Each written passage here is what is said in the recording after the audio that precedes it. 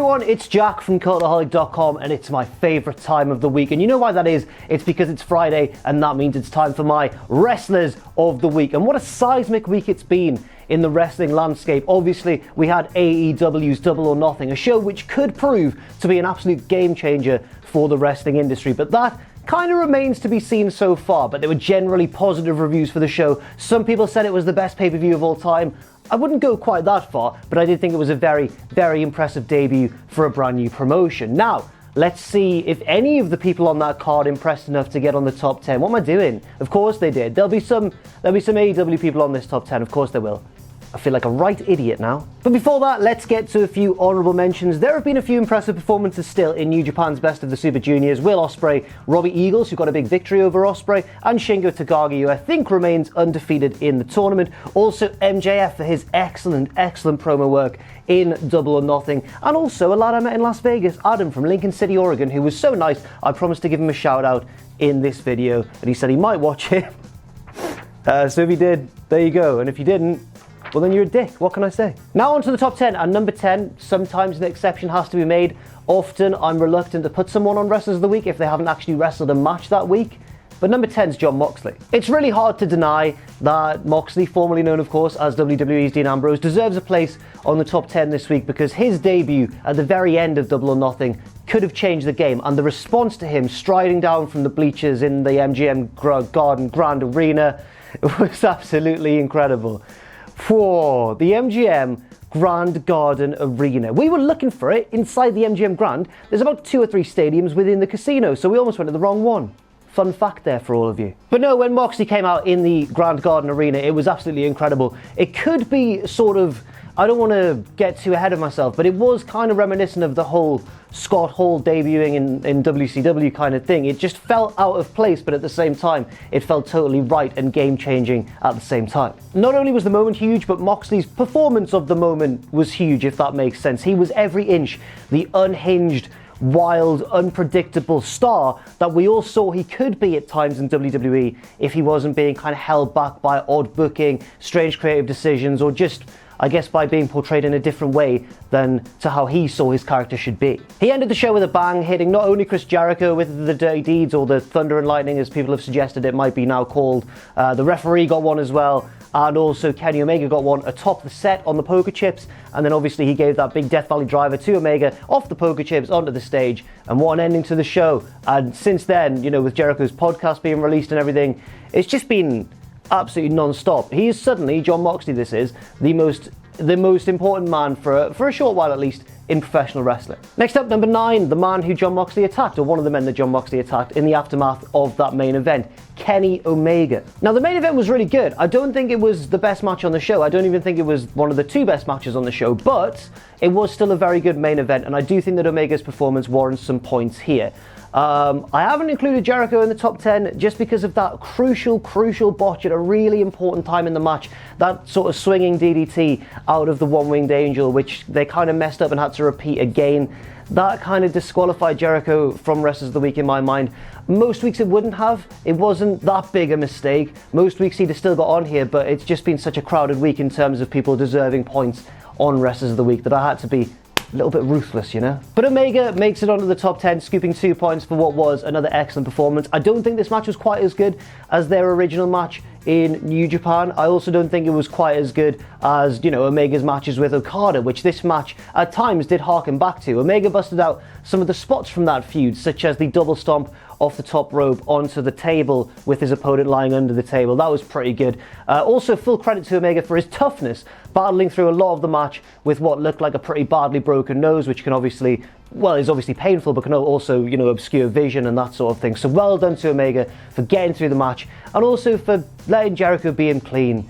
Because I predicted Omega would win, and I look like a right silly fool now, don't I? Next up, a man who took part in what I do think was one of the 2 best matches of the night, the big tag team match, the penultimate match of the evening, the match with all of the moves in the world in it ever, and that man is Pentagon Jr., or Pentagon, or Penta L0M, or Penta L Zero Miedo, or the one masked man, Lucha Underground, breaks arms and stuff, also was an Impact World Champion for a time. That bloke. Yes, Pentagon is number 8 on this list, and yeah, I mean, it's hard when there's a tag team match that's really, really good like this one, and it's hard to order the 4 guys in the match in terms of how impressive they were. Unfortunately, right, I do think Pentagon was the least impressive, but that really doesn't tell the whole story, because whoever was the least impressive in this match was still going to be really, really impressive, if that makes any sense at all, just because it was such a high-paced, incredibly athletic, amazingly structured match. And yes, it wasn't one for the absolute purists. There were a lot of moves going on. There wasn't too much in the way of selling. It was basically a hyperactive lucha style match with like just bodies flying all over the place and some expertly executed wrestling as well. And even though Pentagon was the least impressive, as I keep saying in inverted commas because it's just quite misleading to say that, he did hit one of the most memorable spots of the match, which was that insane kind of stepping off Phoenix's back into the Canadian Destroyer on the apron move that I've never seen before, and it was just awesome. I've seen Canadian Destroyers from Pentagon, and I've seen him drop people on their heads on the apron. He does those two things all the time, but I've never seen him combine the two, and with a little whisper in the wind kind of setup off the back of Phoenix. Not whisper in the wind, what's the other Hardy Boys move? Poetry in motion, with a little poetry in motion set up off his partner's back into the Canadian Destroyer. I just thought it was absolutely phenomenal, and I thought that it was a high point of a match that was actually filled with high points. You could argue too filled with high points, to the point where it kind of took away from the various other big moments in the match, but you know that the Bucks versus the Lucha Brothers is going to be just an absolute spot fest, and if that's what you go in expecting, that's what you kind of want to see as well.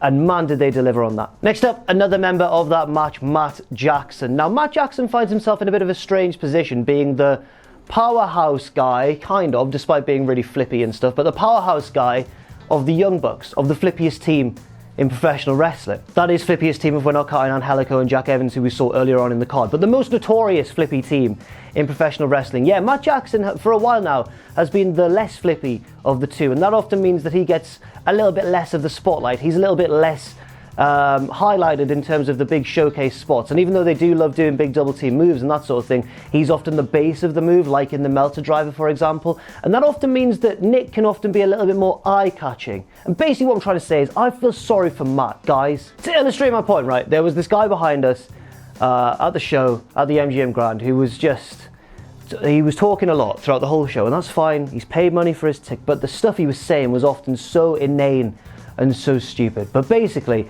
during this match, he spent a lot of it highlighting the fact that Nick's the workhorse and Matt Jackson spends most of the match on the apron. He would say stuff like, yeah, you let Nick do all the work, Matt. There's Matt on the apron, as per usual. And we were just like, shut up. Like, I turned around and got a glance of him at one point, and I mean, I look more like a professional wrestler than this bloke, and that's saying a lot. What I'm basically saying is leave Matt Jackson alone, yeah? Because he can do really impressive stuff that guys like you can't do, sir. To the back and to the right of me at the MGM Grand, okay? Talking about him being on the apron all the time, letting his brother carry all the workload. Matt Jackson did a really good job. And also, let's not forget, and it was hard to remember this during this match, but wrestling isn't all about flips and moves and flips. It's also about things like psychology, selling, storytelling. And Matt Jackson did that when Pentagon broke his arm, and then he had to hit a one-armed Melter Driver. Do you see what he's done there? Yes, it's not it's not the most old school psychological thing ever, but it is something, okay? Especially in a match like this.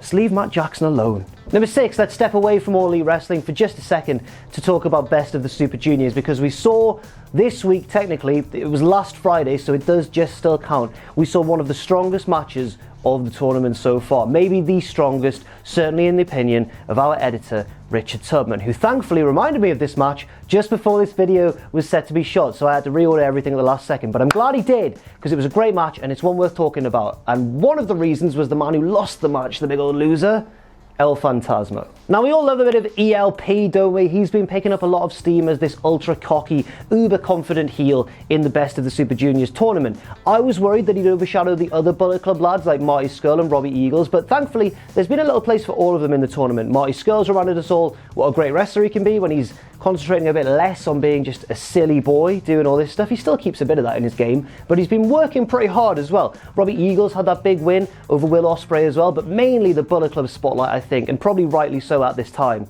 has been on El Phantasmo. But it hasn't all been plain sailing for this cocky new upstart, and it's weird saying that because we on the UK scene have been familiar with El Phantasmo for about a year or two now, but you know, it is still important to see him progress to the next level as part of the New Japan roster. But yes, it hasn't all been plain sailing for ELP. Basically, he suffered some big losses as well as some big wins. And one of those big losses came in the main event of Korakuen Hall. What a grand stage to lose on. Against a veteran, a man way older than you. Not way older, let's not be offensive. Rocky Romero. Basically, looking at this match on paper, you'd expect Rocky Romero to do little more than lose to Phantasmo and kind of get the crowd behind him in a valiant sort of effort, but eventually go down trying his best and that sort of thing. That's what Rocky Romero excels at. Instead, Phantasmo lost. He absolutely lost. The match down the stretch got a little bit silly with the title being thrown back and forwards, Romero doing the Eddie Guerrero, oh, I've been hit behind the referee's back kind of thing, but it was still a wonderful feel-good babyface victory, and I feel as though to give Romero credit for that sort of victory, you also have to give Phantasmo credit for being the fall guy. But I don't think his story in this tournament is over yet, and even though I'm not quite sure he's going to win the tournament, I still think that he's going to play a crucial role. I don't even think he'll make the final, but I think that, well, if he does, I'm going to look really stupid, but I think that when we look back on the 2019 Best of the Super Juniors, we'll identify a key part of it as El Phantasmo's arc throughout. Number 5, the man we've just talked about and the leader of Roppongi 3K and the hero of New Japan and the king of our hearts and the best in the world ever and the best man I've ever met. And I have met him as well. There's an interview with him on the channel and he's a lovely man. Check it out. It's Rocky Romero. Let's just... Big round of applause for Rocky Romero defeating the evil, cocky El Phantasmo and just delivering the most pure of babyface victories. This was quite an emotional one, guys. Now, Rocky Romero, behind the scenes in New Japan, plays a variety of roles. He's in a production role, commentary role, like a mentor to various guys, especially Sho and Yo, Roppongi 3K. He's just kind of a crucial member of the New Japan setup, not just on the active roster, but occasionally, because he's got his fingers in so many pies, it's easy to forget that Rocky Romero can still absolutely go in the ring. And he reminded us all, a very timely reminder as well, he reminded us all here with this excellent match against El Phantasmo and an excellent display of babyface, fight back, sort of comeback spirit. And a huge pop when he won as well in Korakuen Hall, the grandest stage of, you know, Best of the Super Juniors. I don't want to say it's like WrestleMania or anything, but it was an important victory and a significant moment in the tournament this year. I also read online that this was apparently Romero's first main event win at Korakuen Hall in his career, which is absolutely fantastic, and there's no better way I could think of him doing it than by defeating El Phantasmo in what was just a classic heel babyface match. And yes, I did mention it got a little bit overbooked down the stretch towards the finish, but that was part of its charm, I guess, you know? And with matches involving El Phantasmo, yes, sometimes it can get a little bit gimmicky, a little bit silly, a little bit overly heelish, I guess, with the referee's back turned. But in this instance, it totally worked, potentially because Romero won in the end. And he didn't just win, he tapped him out with an armbar. He tapped Phantasmo out. Rocky's looking strong. Maybe he's going to go on and win this thing, who knows? He's not. He's not going to win it. He's not. Next up, number 4. I spent a long time explaining why Matt Jackson gets unfairly treated because he is the less flashy marginally of the Young Bucks. But with that being said, I'm going to totally prove myself wrong and contradict myself and give Nick Jackson more points. Number 4 is Nick Jackson of the Young Bucks. Well done, Nick. I feel like such a prat right now. But yeah, Nick Jackson was an absolute baller in this match. There's no other way of putting it. At AEW, there's other ways of putting it that would have made me sound like less of a loser. Nick Jackson was great in this match at Double or Nothing. He was just showing what he can do. He's one of the best in the world at his style of wrestling right now, and it just makes for quite incredible viewing, especially live as well. I think it benefited slightly from me being there in person, but even when you watch it on TV or on pay-per-view or whatever, it just looks absolutely incredible, some of the moves that he can pull off. And if you've ever watched a Nick Jackson match or a Young Bucks match, all of his staple spots were in there. The match got enough time that they could run through pretty much their entire arsenal, and a lot of that arsenal involves Nick Jackson doing crazy and athletic stuff. Not just that, he had some incredible exchanges with his opponents in terms of selling and being on the defensive side of things, because he's obviously great at that as well. But when Nick Jackson really shines is when he's, you know, doing a 450 and then into a shooting star press, and there is a move he does and then he combines it with like a quick little jump through the ropes into kind of a moonsault DDT thing, like on the outside. And I can't remember what the first move is to set that up. It's so hard to recap a match when Nick Jackson's firing on all cylinders, because he just does all this stuff and you just kind of left thinking, wow, that was incredible, but what did he actually do? That could be a criticism, to be fair. And again, if you don't typically like this style of match, then this won't have been for you. But if you can just sit back and enjoy some ridiculously athletic wrestling in a high-paced, perfectly executed manner, then I don't see how you could fail to enjoy this one. But I can't waste too much time talking about Nick Jackson, because there was one man in this match, despite losing, who was even more impressive and arguably stole the show out of anybody at Double or Nothing, and that man is the other half of the Lucha Brothers that we haven't talked about yet, Phoenix. Throughout most of my sort of time knowing who both Phoenix and Pentagon were, since I first got into Lucha Underground back in the day, like 3 years ago, I've always preferred Pentagon. I think that's because on Lucha Underground he was given more character and he was given more of an important storyline, although Phoenix was given some more important storylines as things progressed. But Pentagon always felt like more of a showcase in Lucha Underground, and for that reason I think I preferred him. Now I'm having to seriously reconsider that, because since they've stepped outside of the Lucha Underground sphere, and since I've seen more of them in Impact or on the Indies or, you know, AAA whenever I can catch it as well, I've got to say that Phoenix is just something else, man. Maybe he's my favourite Lucha brother after all. And it's not just because Phoenix has the more eye-catching style or because he does the flashier spots than his brother typically. It's also because he appears to be one of those high flyers like Ospreay, like Ricochet, who just is able to kick it up another gear when the situation calls for it, and he did so in this match. And that's impressive enough to do in a singles match when the spotlight's fully on you, but to do that in a tag match and to steal the show on the level that Phoenix did, it just shows how good he is as a high flyer. There was some spots that Phoenix pulled off in this that were absolutely incredible. Not just the pace that he worked at, but the precision and the risk factor. Like, if you've watched the match, I'm sure you'll remember the one where he bounced on the ropes a few times and then jumped into a huge Hurricane Rana while holding the other Buck's hand onto the other Buck, and it was just incredible, man. That guy is an incredible natural talent in the ring, and I think, yeah, absolutely stole the show at Double or Nothing. With that being said, he did come out on the losing side of the match. The big old loser, Phoenix, mate, what are you doing?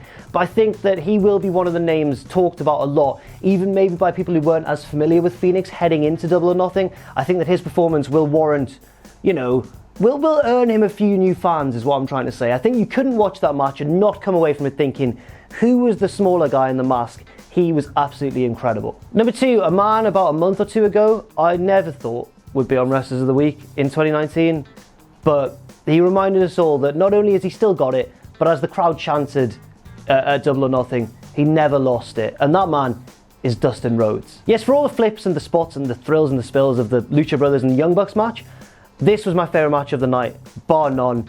Incredible stuff, proper professional wrestling, telling a story. There was a lot of blood, and people were pointing to that as a crucial reason why it was amazing as well. I do think the blood added to the intensity, but I don't think it was the be-all and end-all. But this was just something else. Dustin and Cody's brother versus brother battle it stole the show at Double or Nothing, and a big reason for that. Well, it wasn't just Cody helping his older brother through it. A big part of it was Dustin Rhodes. Yeah, this match was just absolutely incredible, especially live, because there's few things in wrestling that really compare to a big babyface comeback when you're there live. I remember it happening when we went to Wrestle Kingdom in January, when Okada made this big babyface comeback against Jay White, and the place was just electric for Okada, and I finally kind of got Okada. I always thought he was a fantastic wrestler, but that's the moment I got him. He lost the match anyway, the big loser. But in this instance as well, when Dustin Rhodes made his big babyface comeback, covered in blood, beckoning Cody on, giving him everything that he had, it was just unbelievable, and being in that building at the time was a true privilege as a wrestling fan. Not just that, but he hit everything perfectly. He does still have it. He never lost it, whatever you want to call it. The big vertical suplex he can still do perfectly. The cannonball senton thing off the apron, still does it perfectly. It was amazing from Dustin Rhodes, something that I didn't honestly think he had in him, just because we haven't been given a chance to see him in action on WWE TV for so long, so we didn't know how good he was or anything like that, but this was superb.